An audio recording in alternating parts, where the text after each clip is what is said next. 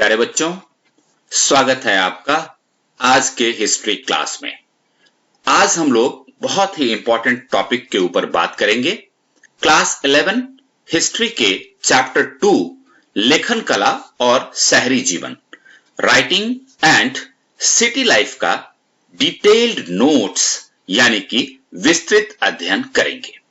चूंकि यह चैप्टर लंबा है, इसलिए हमने इसको 2 भागों में बांट दिया है और आज हम इसका पार्ट 1 सीखेंगे। देखो बच्चों, सबसे पहली बात जो हमें समझनी है वो ये कि ये जो चैप्टर है लेखन कला और शहरी जीवन, ये इतना इंपॉर्टेंट क्यों है? क्योंकि अगर आपने सीबीएसई से इशूड क्लास 11 के 2020-21 के लिए कोर्स स्ट्रक्चर देखा है तो आपको अच्छी तरह से ये बात पता है कि सेक्शन ए जो अर्ली सोसाइटीज के बारे में है उसमें 2 चैप्टर हैं, चैप्टर 1 और चैप्टर 2। तो इसमें ये जो चैप्टर 1 है वो 2020-2021 के लिए डिलीटेड है, इसलिए अब इस सेक्शन में सिर्फ एक चैप्टर बचता है, वो है राइटिंग एंड सिटी लाइफ, लेखन कला और शहरी जीवन। और अगर आपने इस चैप्टर को ढंग से पढ़ लिया तो आपको एग्जाम में 8 मार्क्स का क्वेश्चन सिर्फ इसी चैप्टर से मिलेगा, इसलिए यह चैप्टर बहुत इंपॉर्टेंट हो जाता है। तो चलिए शुरू करते हैं आज की पढ़ाई। लेकिन उससे पहले मैं आपको यह बता दूं कि डिस्क्रिप्शन बॉक्स देखिए, वहां पर हमारे टेलीग्राम ग्रुप का लिंक आपको मिलेगा। उस लिंक को यूज करके आप इस ग्रुप को ज्वाइन कर लीजिए। इससे आपको फायदा यह होगा कि हम जो वीडियो अपलोड करते हैं उसके साथ साथ दूसरे जो स्टडी मटेरियल्स हैं वो भी आपको वहां से मिलते रहेंगे। तो चलिए शुरू करते हैं, आज की महत्वपूर्ण टॉपिक को देखते हैं। आज के क्लास में हम लोग इन विषयों को सीखेंगे। सबसे पहले मेसोपोटामिया का परिचय लेंगे, उसके बाद मेसोपोटामिया का जो प्रारंभिक इतिहास था और उसकी जो भौगोलिक स्थिति है उसको समझने की कोशिश करेंगे। फिर हम ये देखेंगे कि मेसोपोटामिया में शहरीकरण का क्या महत्व था और वहां की परिवहन व्यवस्था कैसी थी, इसके बारे में भी जानकारी प्राप्त करेंगे। और अंत में हम ये भी समझने की कोशिश करेंगे कि वहां लेखन कला का विकास कैसे हुआ और लेखन कला का इस्तेमाल किन चीजों के लिए किया जाता था। तो चलिए आगे बढ़ते हैं और ये देखिए, मेसोपोटामिया जो आजकल का इराक है, अगर आप भारत से चलें तो भारत से पाकिस्तान, पाकिस्तान से अफगानिस्तान, अफगानिस्तान से ईरान और उसके बाद आप इराक पहुंचेंगे। तो मेसोपोटामिया आजकल इराक गणराज्य का हिस्सा है। और ये जो सारा प्रदेश है ना, ये दजला और फरात इन 2 नदियों के बीच में स्थित है। ये देखिए, आप देख रहे हैं, ये जो टिग्रिस रिवर लिखा हुआ है ये दजला है और ये यूफ्रेटस रिवर जो लिखा हुआ है ये फरात है। इन दोनों के बीच ये जो आप जमीन देख रहे हैं, इन दोनों नदियों के बीच का जो ये जमीन देख रहे हैं आप, तो ये मेसोपोटामिया है। बहुत ही आसानी से आपको ये चीज समझ में आ जाएगी। और यहां यह समझना बहुत इंपॉर्टेंट है कि 1 नंबर के लिए सवाल आपसे पूछा जा सकता है। तो मेसोपोटामिया कहां स्थित है? मेसोपोटामिया स्थित है दजला और फरात नदियों के बीच में। आगे बढ़ते हैं। अब हम यह समझने की कोशिश करते हैं कि मेसोपोटामिया को ये मेसोपोटामिया वाला नाम क्यों पड़ा। तो देखिए, मेसोपोटामिया बेसिकली एक यूनानी भाषा का शब्द है और यूनानी भाषा के 2 शब्द कौन कौन से?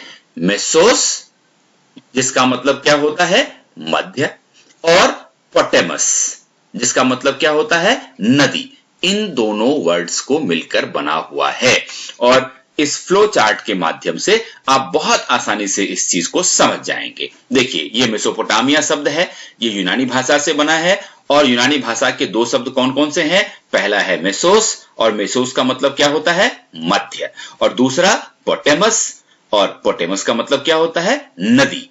इसलिए दजला और फरात नदियों के बीच की जो धरती थी, जो काफी उपजाऊ थी, उसी को मेसोपोटामिया कहा जाता था।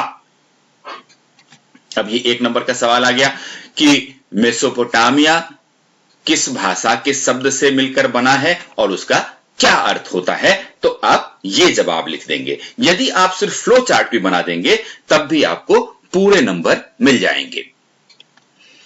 ये आप देख सकते हैं जो अभी पीछे मैंने आपको बताया, दजला और फरात नदी के बीच की जो जमीन थी, ये दजला नदी है, ये फरात नदी है, और इसके बीच की जो ये एरिया है, यही मेसोपोटामिया हुआ करता था।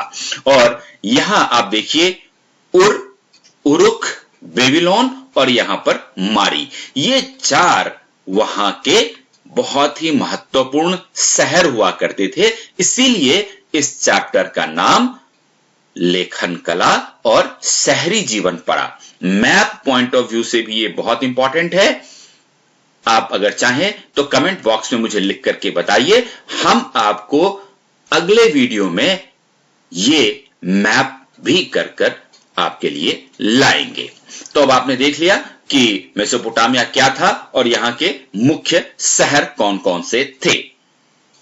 चलिए आगे बढ़ते हैं और जानते हैं प्रारंभिक इतिहास के बारे में। तो यहां पर भी ये 3 नंबर का सवाल आपसे पूछा जा सकता है कि मेसोपोटामिया का प्रारंभिक इतिहास बताइए। तो देखिए ये 3 पॉइंट आपको बोलना है। ये सीखना बहुत जरूरी है कि आपको अपने प्रश्नों का उत्तर हमेशा पॉइंट में देना चाहिए। देखिए आरंभिक काल में मेसोपोटामिया के दक्षिणी भाग को सुमेर और अक्कद कहा जाता था। सुमेर और अक्कद। इसके बाद 2000 ईसा पूर्व में दक्षिणी क्षेत्र को बेबीलोनिया कहा जाने लगा। लगभग 1100 ईसा पूर्व से जब असीरियाई लोग उत्तर में आए और मेसोपोटामिया के उत्तरी हिस्से में उन्होंने अपना राज्य स्थापित कर लिया, तब इस पूरे क्षेत्र को असीरिया कहा जाने लगा। तो ये आपको याद रखने की जरूरत है कि शुरुआत में दक्षिणी भाग को सुमेर और अक्कद कहते थे, 2000 ईसा पूर्व में बेबीलोनिया हो गया और उसके बाद लगभग 1100 ईसा पूर्व में ये असीरिया कहलाने लग गया। अब यहां की मुख्य भाषा के बारे में जानकारी प्राप्त कर लेते हैं। ये 1 नंबर के लिए भी ये सवाल आपके पास आ सकता है, और अगर प्रारंभिक इतिहास के साथ भाषा जुड़ जाता है तो ये 3 नंबर का सवाल आपके लिए बन जाता है। तो देखिए अगर आपसे ये पूछा जाए कि मेसोपोटामिया की प्रथम ज्ञात भाषा कौन सी थी, तो उसका उत्तर है सुमेरियन। और लगभग 2400 ईसा पूर्व के आसपास अक्कदी ने सुमेरियन भाषा का स्थान ले लिया, यानी कि 2400 ईसा पूर्व के आते आते सुमेरियन भाषा कम बोली जाने लगी और अक्कदी भाषा ने उसका स्थान ले लिया। उसके बाद 1400 ईसा पूर्व से धीरे धीरे अरमाइक भाषा बोली जाने लगी, जो कि हिब्रू भाषा से काफी मिलती जुलती थी। और खास बात यह है कि आज भी अगर आप इराक के कुछ हिस्सों में जाएंगे तो लोग अरमाइक बोलते हैं। अब बहुत ही अगर इस फ्लो चार्ट को आप देख लें तो बहुत आसानी से इसको समझ जाएंगे आप कि पहली भाषा जो वहां बोली जाती थी मेसोपोटामिया में, वो सुमेरियन थी। 2400 ईसा पूर्व के आसपास अक्कदी हो गई और 1400 ईसा पूर्व के आते आते अरमाइक भाषा बोली जाने लगी। तो हमने प्रारंभिक इतिहास के बारे में देखा और अब भाषा के बारे में देख लिया। आगे बढ़ते हैं और यह बहुत ही महत्वपूर्ण प्रश्न है जो 1 नंबर के लिए भी आपको पूछा जा सकता है और 3 नंबर के लिए भी पूछा जा सकता है कि आज मेसोपोटामिया के बारे में हमारे पास जितनी जानकारी है उसके कौन कौन से स्रोत हमारे पास मौजूद हैं। तो देखिए मेसोपोटामिया में पुरातात्विक खोज सबसे पहले 1840 ईस्वी में शुरू हुआ और उसके बाद से कई तरह के स्रोत हमें मिलने शुरू हुए और आज हमारे पास मेसोपोटामिया को जानने के बारे में कई स्रोत मौजूद हैं। कौन कौन से हैं वो स्रोत, चलिए देखते हैं। सबसे पहला इमारतें। बहुत सारी इमारतें जो अब तो टूट फूट गई हैं, लेकिन उनके अपभ्रंश आज भी मेसोपोटामिया के इलाके में मौजूद हैं जो उस समय के थे। तो यदि आप उन इमारतों को देखते हैं तो मेसोपोटामिया के बारे में काफी जानकारी प्राप्त होती है। ये पहला स्रोत है। दूसरा स्रोत क्या है हमारे पास? दूसरा स्रोत है मूर्तियां, क्योंकि मूर्तियां बनाने में मेसोपोटामिया के लोग एक्सपर्ट हुआ करते थे। तो उस समय अलग अलग तरह की जो मूर्तियां बनती थी वो भी मिली हैं, तो वो भी उनके बारे में जानकारी का एक महत्वपूर्ण स्रोत है। तीसरा स्रोत कौन सा है? देखिए, आभूषण। जैसे भारत में हड़प्पा सभ्यता के लोग अलग अलग तरह के आभूषणों का प्रयोग करते थे, उसी तरह से मेसोपोटामिया के लोग भी तरह तरह के आभूषणों का प्रयोग करते थे जो आज भी खुदाई में लोगों को मिली हैं। तो वो आभूषण भी एक महत्वपूर्ण स्रोत बनते हैं। इसके बाद कब्र, जहां लोगों को दफनाया जाता था, जहां से खुदाई के बाद कंकाल मिले हैं, तो उनको भी जब अध्ययन किया गया तो मेसोपोटामिया की सभ्यता के ऊपर बहुत सारा प्रकाश पड़ा। उसके बाद औजार, क्योंकि मेसोपोटामिया के लोग चूंकि खेती भी करते थे, व्यापार भी करते थे, तो उन्हें तरह तरह के औजारों की जरूरत होती थी जिसका उपयोग वो लोग करते थे। और आज जब पुरातात्विक खोजों की शुरुआत की गई 1840 ईस्वी के बाद, तो बहुत सारे उस समय में काम आने वाले औजार भी लोगों को मिले हैं, जिससे पता लगता है कि मेसोपोटामिया के लोग किस तरह से अपना जीवन व्यतीत करते थे। तो ये सारे स्रोत हैं।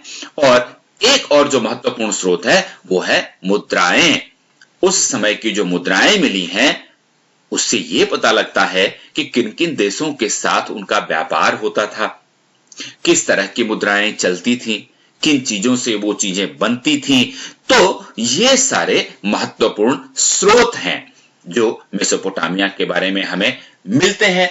और अंतिम लेकिन बहुत ही महत्वपूर्ण जो स्रोत है वो लिखित दस्तावेज है, क्योंकि हम आपको पता है कि मेसोपोटामिया में लेखन कला का विकास हो चुका था और वो हर तरह के वाणिज्य, व्यापार या प्रशासन को चलाने के लिए लिखित रूप से दस्तावेज रखते थे। तो उन दस्तावेजों को अब पढ़ा जा चुका है। तो यदि आप उनको पढ़ते हैं तो मेसोपोटामिया के बारे में बहुत सारी जानकारी हमें प्राप्त हो जाती है। चलिए अब हम बात करते हैं मेसोपोटामिया और उसके भूगोल के बारे में। अब मेसोपोटामिया की भौगोलिक स्थिति का वर्णन कीजिए। ये अपने आप में पूरे 3 नंबर का सवाल होता है और कई बार तो ये 8 नंबर के लिए भी पूछ लिया जाता है। तो यदि आपसे यह सवाल पूछा जाए कि मेसोपोटामिया की भौगोलिक स्थिति के बारे में बताइए, तो आप कहेंगे कि इराक यानी कि मेसोपोटामिया एक भौगोलिक विविधता का देश था। विविधता थी वहां पर, भिन्नता थी वहां पर। जैसे अगर आप मेसोपोटामिया के पूर्वोत्तर यानी कि पूर्व और उत्तर हिस्से में जाते तो वहां हरे भरे ऊंचे नीचे मैदान थे, वृक्ष थे, झरने थे, जंगली फूलों से भरे हुए पर्वत श्रृंखला थे। आप यहां देख सकते हैं इस फोटो में ये इमेज, जहां पर फूल खिले हुए हैं, पीछे पहाड़ है, आप उसके ऊपर बारिश होते हुए देख सकते हैं। और वहां अच्छी फसल उपजती थी, इसके लिए पर्याप्त वर्षा भी होती थी और जब वर्षा नहीं होती थी तो सिंचाई की भी उन्होंने व्यवस्था की हुई थी। और लगभग 7000 से 6000 ईसा पूर्व मेसोपोटामिया में खेती का काम शुरू हो गया था। अब देखिए, ये अपने आप में 1 नंबर का भी सवाल बन जाता है। यदि आपसे यह पूछा जाए कि मेसोपोटामिया में खेती की शुरुआत कब हुई, तो आपका जवाब होगा 7000 से 6000 ईसा पूर्व में।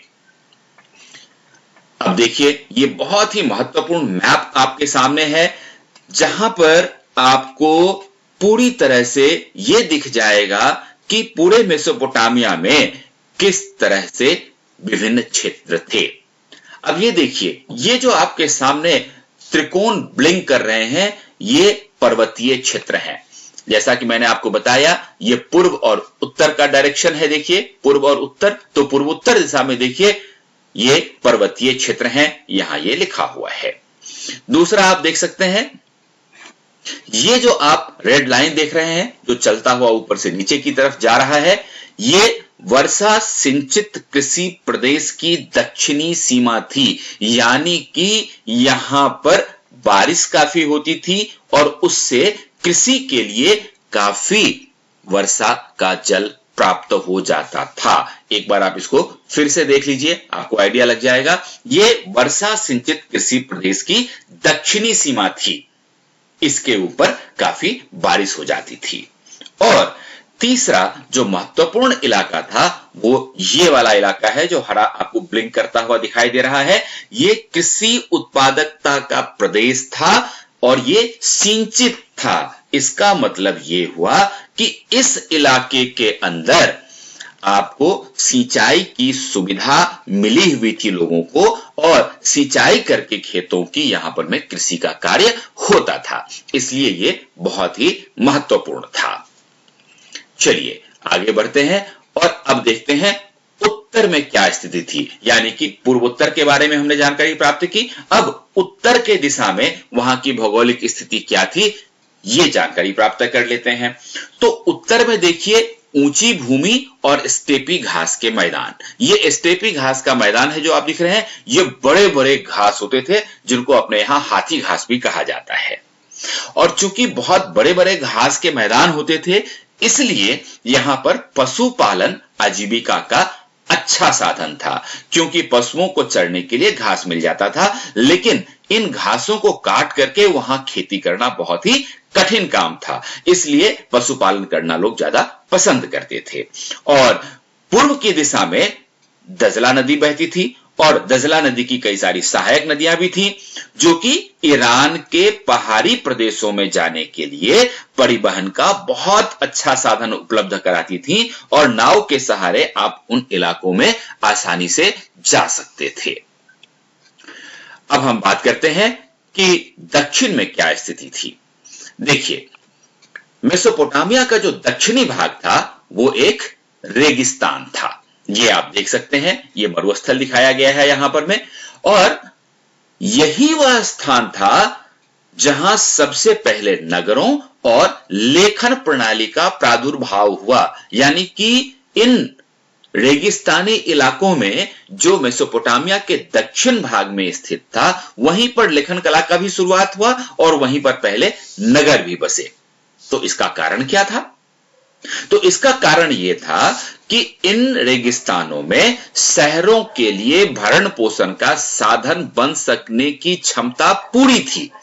तो ये रेगिस्तान जो थे, ये शहरों के लिए भरण पोषण का साधन कैसे उपलब्ध कराते थे, सवाल ये पैदा होता है। तो देखिए, इसका कारण ये है कि दजला और फरात की जो नदियां थी, ये दोनों उत्तर में पहाड़ों से निकलकर अपने साथ उपजाऊ बारीक मिट्टी लाती रहती थी, जिससे कि हर साल मैदानी इलाकों में नई मिट्टी फैल जाती थी। और साथ ही इन दोनों नदियों से और उनकी सहायक नदियों से क्या होता था, सिंचाई के लिए पानी मिल जाता था।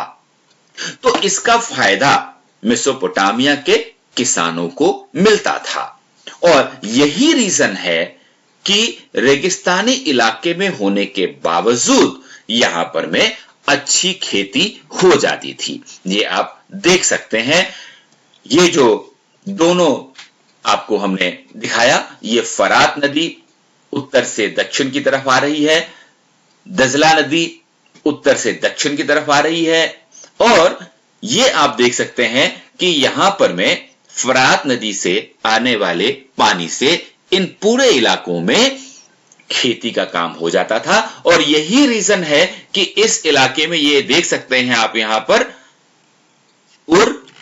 उरुक, सलाबिक, बेबीलोन, ये सारी जो शहर थे ये विकसित हुए। चलिए अब आगे बढ़ते हैं और अब हम लोग देखने की कोशिश करेंगे कि किस तरह से मेसोपोटामिया में अन्य काम शुरू हुए। सबसे पहले हम ये देखने की कोशिश करें कि उनके पास आजीविका के यानी कि भोजन के क्या क्या साधन उपलब्ध थे। गेहूं, जौ, मटर, मसूर, भेड़ बकरियां, जिससे उनको मांस मिलता था, दूध मिलता था, ऊन मिल जाता था। दजला और फरात नदियों से और उनकी सहायक नदियों से मछलियां मिल जाती थीं। और चूंकि ये रेगिस्तान का इलाका था तो खजूर का फल उनको मिल जाता था। तो ये सारी चीजें उनके आजीविका का मुख्य साधन थी जिसका वो भोजन करते थे। ये बहुत इंपॉर्टेंट क्वेश्चन है दोस्तों, शहरीकरण का महत्व। मेसोपोटामिया में शहरीकरण हुआ तो शहरीकरण का क्या महत्व था? देखिए, जब किसी भी अर्थव्यवस्था में खाद्य उत्पादन के अतिरिक्त अन्य आर्थिक गतिविधियां विकसित होने लगती हैं, तब किसी एक स्थान पर जनसंख्या का घनत्व बढ़ जाता है। परिणाम स्वरूप कस्बे बनने लगते हैं और फिर वो शहरों में विकसित होने लगते हैं। जैसे आप यहां देख सकते हैं, ऊपर के पिक्चर में ये बाजार है, यहां भी ये बाजार है, खरीद फरोख्त हो रहा है, सारे लोग एक जगह रहने लग गए और इस तरह से ये एक शहर विकसित हो गया। तो सिर्फ खाद्यान्न का उत्पादन नहीं होता, बल्कि दूसरी आर्थिक गतिविधियां भी होती हैं और इसलिए वहां अधिक संख्या में लोग रहना शुरू होते हैं। जैसे गांव के इलाके में भी उत्पादन तो लोग करते हैं, लेकिन अपना सामान बेचने के लिए किसी मंडी में आते हैं और वहां शहर विकसित होता है। दूसरी महत्वपूर्ण बात क्या है कि जब लोग कस्बों में इकट्ठे हो जाते हैं और वहां रहना शुरू करते हैं तो ये उनके लिए यानी कि सबके लिए बड़ा लाभदायक होता है। खासकर इसलिए क्योंकि शहरी अर्थव्यवस्था में खाद्य उत्पादन के अलावा व्यापार होता है, तरह तरह के दूसरे उत्पादन होते हैं और अन्य सेवाएं भी दी जाती हैं। इसलिए चूंकि सारे काम कोई एक व्यक्ति नहीं कर सकता, अलग अलग तरह के लोग अलग अलग तरह का काम करते हैं, इसलिए शहरों में इकट्ठे रहना सबके लिए लाभदायक होता है। अब देखिए, ये जो प्रश्न है ना, श्रम विभाजन शहरी जीवन की विशेषता है, ये एक बहुत ही इंपॉर्टेंट क्वेश्चन है इस चैप्टर का और बिल्कुल अलग से 3 नंबर के लिए प्रश्न आपको ये पूछा जा सकता है कि आप बताएं, एक्सप्लेन करें कि श्रम विभाजन शहरी जीवन की विशेषता होती है। तो आप क्या बताएंगे? आप ये बताएंगे कि शहर के लोग आत्मनिर्भर नहीं होते। क्यों? क्योंकि उन्हें गांव के लोगों द्वारा उत्पन्न वस्तुओं या दी जाने वाली सेवाओं के लिए उन पर आश्रित रहना पड़ता है। अब एक उदाहरण तो यही है कि गांव में खाद्यान्न का उत्पादन होता है और वहां से यह शहर लाया जाता है, वहां उसको बेचा जाता है। शहरों में खाद्यान्न का उत्पादन बहुत कम होता है या नहीं होता है। वैसे ही दूसरा एग्जाम्पल आप बता सकते हैं कि मान लीजिए कि एक व्यक्ति पत्थर से मूर्ति बनाता है, तो मूर्ति बनाना उसका काम है, लेकिन मूर्ति बनाने के लिए उसको कांसे के औजारों की जरूरत पड़ती है। अब जब उसको इन औजारों की जरूरत पड़ती है तो वह स्वयं इसे तो नहीं बना सकता है, ना ही उसको यह पता होता है कि मूर्तियों के लिए आवश्यक जो रंगीन पत्थरों की जरूरत होगी वो वहां कहां से लाएगा, क्योंकि उसका काम तो सिर्फ मूर्ति बनाना है। साथ ही मूर्ति बनाने के बाद वो ये भी नहीं जानता कि इसका व्यापार कैसे करना है, क्योंकि अगेन वो तो सिर्फ मूर्ति बनाना जानता है। तो ऐसी स्थिति में क्या होता है कि अगर हम दूसरे कार्यों में लगे हुए लोगों को देखें कि जैसे कांस का जो औजार बनाने वाला व्यक्ति है वो तांबा से औजार बनाता है या रांगा से औजार बनाता है, लेकिन खुद तो वो तांबा और रांगा लेने के लिए बाहर नहीं जाता, वो तो लोकल मार्केट से खरीदता है। ये आप देख सकते हैं, वो मूर्ति बनाता है, उसके लिए ये चीज चाहिए, लेकिन उसके लिए ये जो आइटम चाहिए वो खुद लाने के लिए तो नहीं जाता है। साथ ही उसको ईंधन के लिए हरदम लकड़ी और कोयले की जरूरत होती है। तो कहने का मतलब यह है कि शहरों में आप देखेंगे कि कोई भी व्यक्ति आत्मनिर्भर नहीं होता, हर काम के लिए हर व्यक्ति एक दूसरे के ऊपर निर्भर रहता है। इस कारण से कहा जाता है कि श्रम विभाजन शहरी जीवन की विशेषता होती है। अब आप इस बात को समझ गए होंगे। तो अब जब हमें यह पता है कि शहरी अर्थव्यवस्था में बहुत सारे काम होते हैं, तो वहां पर में एक सामाजिक संगठन की भी आवश्यकता होती है। क्यों होती है? क्योंकि शहरी जो विनिर्माता होते हैं, जो मैन्युफैक्चरर्स होते हैं, वो ईंधन या धातु या विभिन्न प्रकार के पत्थर या फिर लकड़ी, इन चीजों का व्यापार तो करते हैं, इन चीजों से उत्पादन तो करते हैं, लेकिन ये चीजें वो अलग अलग जगह से मंगवाते हैं और इसके लिए उनको एक संगठित व्यापार और भंडारण यानी कि स्टोर हाउस की आवश्यकता होती है। जैसे आप यहां देख सकते हैं, ये कोयला है, ये पत्थर है, ये धातु है, ये लकड़ी है, ये चीजें अलग अलग जगहों से आई, लेकिन उनके भंडारण के लिए ये भंडारण व्यवस्था की गई। ये एक स्टोर हाउस है जिसमें की चीजों को रखा जाता था। ऐसी स्थिति में जैसा कि हम आपको पता है कि शहरों में अनाज और दूसरे खाद्य पदार्थ तो गांव से आते हैं, लेकिन उनका संग्रह करना और उनका वितरण करना, यह व्यवस्था तो शहर के लोगों को करनी होती है। जैसे आप ये देखिए, गाड़ी में सारा सामान भरकर गांव से शहर तक लाया गया। आप एक बार फिर आराम से देखिए कि एक गाड़ी में फल हो, सब्जियां हो जो गांव में उपजती हैं, उनको डाल करके शहर में लाया गया। अब इनका भंडारण तो शहर में होगा और इनका वितरण भी शहर में होगा। तो यह काम शहर वालों को करना होता है। साथ साथ चूंकि अनेक तरह के काम शहरों में होते हैं, तो अलग अलग क्रियाकलापों में तालमेल भी बिठाना पड़ता है। तो ऐसी स्थिति में कुछ ऐसे लोगों की जरूरत होती है जो दूसरों को आदेश देते हैं और दूसरे जो मजदूर होते हैं, वो जो वर्कर्स होते हैं, वो उन आदेशों का पालन करते हैं और काम करते हैं। जैसा इस चित्र में आप बहुत ही क्लियरली समझ सकते हैं, ये घोड़े पर जो ये बैठा हुआ व्यक्ति है, ये आदेश दे रहा है और ये व्यक्ति जो हाथ में फावड़ा लेकर कुछ काम कर रहा है, यह उसके आदेश का पालन कर रहा है। इसके अलावा शहरी अर्थव्यवस्था में एक जो बहुत महत्वपूर्ण काम होता है, वो है हिसाब किताब को लिखित रूप से रखना। चाहे वो कोई चीज बेची गई, कोई चीज कहीं से मंगवाई गई, या फिर प्रशासनिक जो भी आदेश निकाले गए, तो उन चीजों को लिखित रूप से रखना एक बहुत ही आवश्यक काम होता है। तो इसलिए शहर में इनका महत्व बढ़ जाता है। अब हम देखने की कोशिश करेंगे कि शहरों में माल की आवाजाही कैसे होती थी।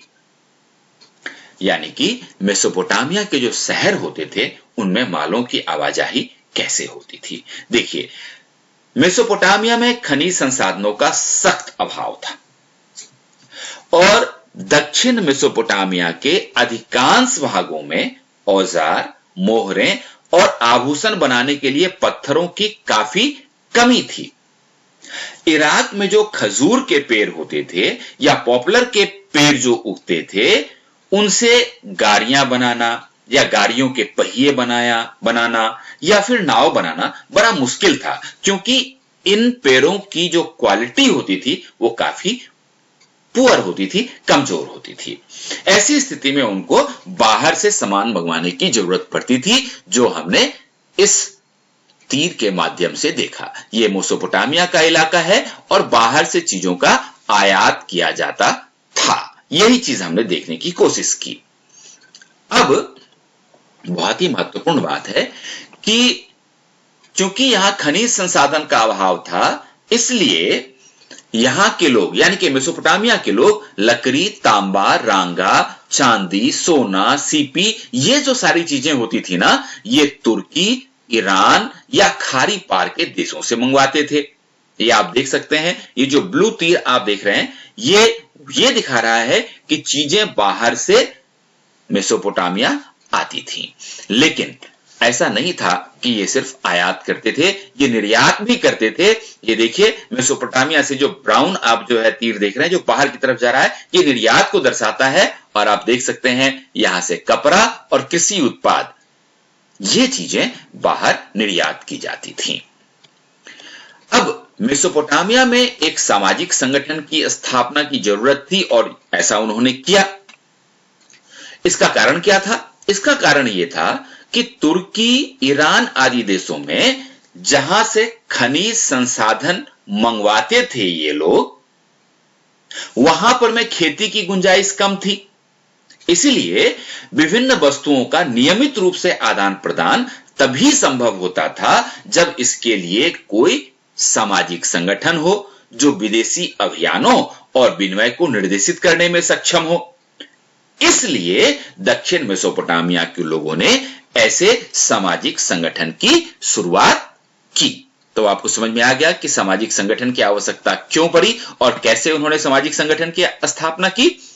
चलिए अब हम बात करते हैं वहां के परिवहन व्यवस्था के बारे में।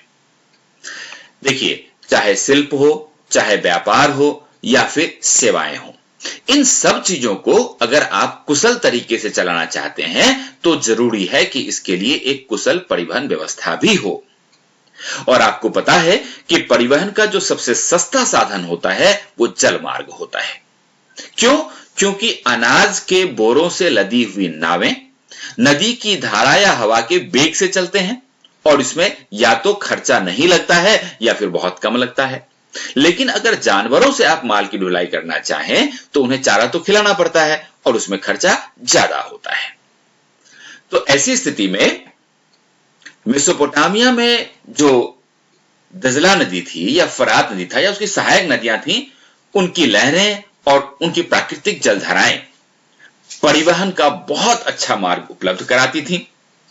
और आपको पता है, फरात नदी उन दोनों व्यापार करने के लिए विश्व मार्ग के रूप में अत्यंत ही महत्वपूर्ण हुआ करती थी। चलिए अब हम बात करते हैं लेखन कला के विकास की, जो बहुत ही महत्वपूर्ण है।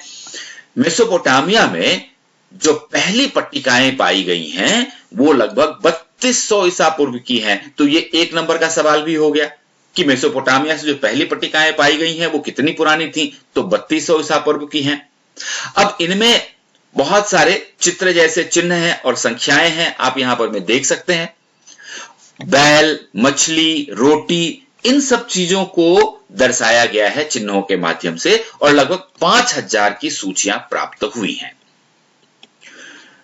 देखिए, तो इससे क्या पता लगता है? इससे यह पता लगता है कि मेसोपोटामिया में लेखन कार्य तभी शुरू हुआ होगा जब समाज को अपने लेन देन का स्थायी हिसाब रखने की जरूरत पड़ी होगी, क्योंकि शहरी जीवन में लेन देन अलग अलग समय पर होते थे। इसलिए उन्हें करने वाले भी अलग अलग प्रकार के लोग थे और सौदा भी कोई एक तरह की वस्तु का तो होता नहीं था।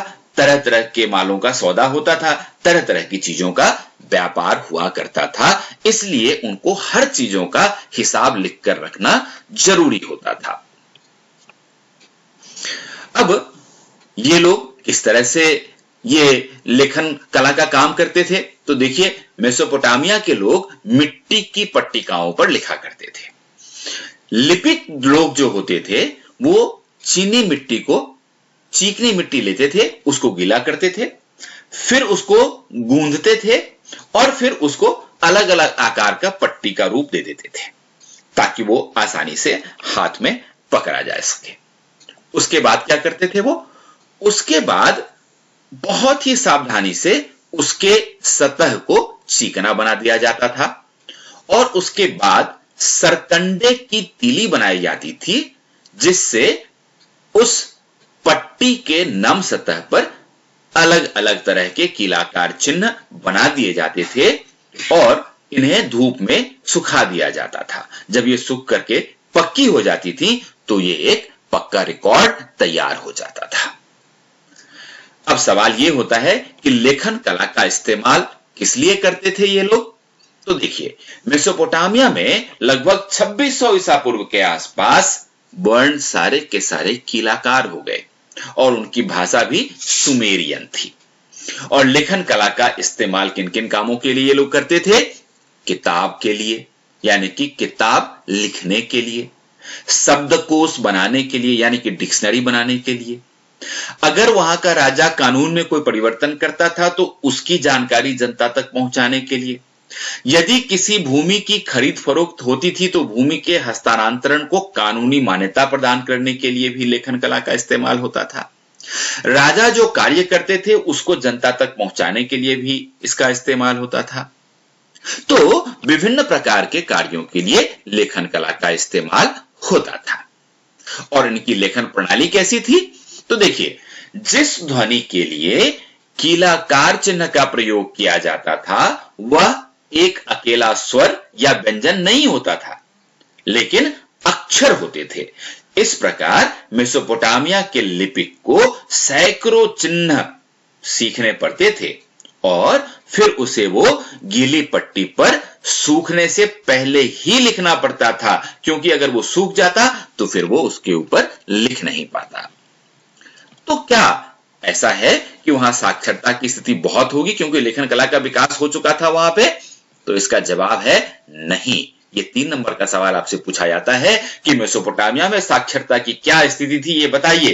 तो ये 3 पॉइंट आप बता देंगे कि मेसोपोटामिया में बहुत कम लोग पढ़ लिख सकते थे। इसका कारण क्या था कि वहां पर जो चिन्हों की संख्या थी वो सैकड़ों में थी और बहुत पेचीदा हुआ करती थी। सबके लिए उनको याद रखना बहुत मुश्किल था और अधिकतर जो लिखावट के चिन्ह थी वो बोलने के तरीके को ही दर्शाती थी, इसलिए वहां पर साक्षरता का दम बहुत ही कम था। तो दोस्तों, आज हमने यहां तक किया। बहुत धन्यवाद आपका। अगर आपने इस चैनल को सब्सक्राइब नहीं किया है तो कर लीजिए और इसको शेयर भी कर दीजिए। साथ ही यदि ये वीडियो आपको पसंद आया तो एक लाइक कर दीजिए। अगले वीडियो में इसका अगला हिस्सा लेकर आऊंगा जिसमें इस चैप्टर को हम कंप्लीट करेंगे। धन्यवाद।